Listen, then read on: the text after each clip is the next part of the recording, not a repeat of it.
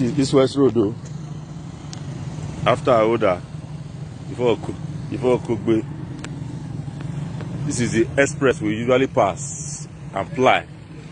This is what it looks like now.